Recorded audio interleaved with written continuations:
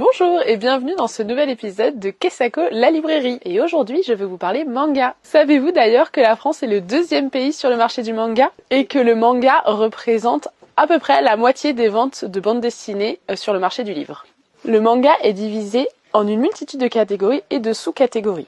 Et aujourd'hui, je vais vous parler des 6 principales catégories. Il faut savoir qu'au Japon, la classification de manga se fait d'abord par âge et par genre. La première catégorie est pour les plus jeunes. Il s'agit des komodo et vous y retrouverez par exemple Shi, Yuzu Petite Vétérinaire ou encore Stitch. Vous avez ensuite les shonen, le genre le plus connu du manga, qui est à destination des garçons pré-ados et adolescents, dans lequel vous retrouverez par exemple My Hero Academia, Naruto ou le célèbre One Piece. La troisième catégorie est le shoujo, à destination des jeunes filles pré-ados et adolescentes, qui est le genre par excellence de la romance, dans lequel vous trouvez par exemple À tes côtés ou Mon gros coup de cœur, Yona Princesse de l'Aube.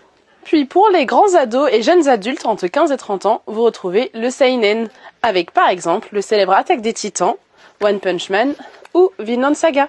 Et pour les jeunes filles entre 15 et 30 ans, vous avez le josei, avec par exemple Nana. Et pour en finir avec les grandes catégories, vous avez le manga pour adultes qui est le seijin, avec par exemple Berserk. Mais attention, même si la classification des mangas est très genrée, rien n'empêche une jeune fille de lire du shonen ou encore un garçon de lire du shoujo, au contraire. Vous connaissez à présent les principales catégories du manga. Nous pourrons reparler dans une prochaine vidéo de toutes les sous-catégories, mais ça sera pour une prochaine fois.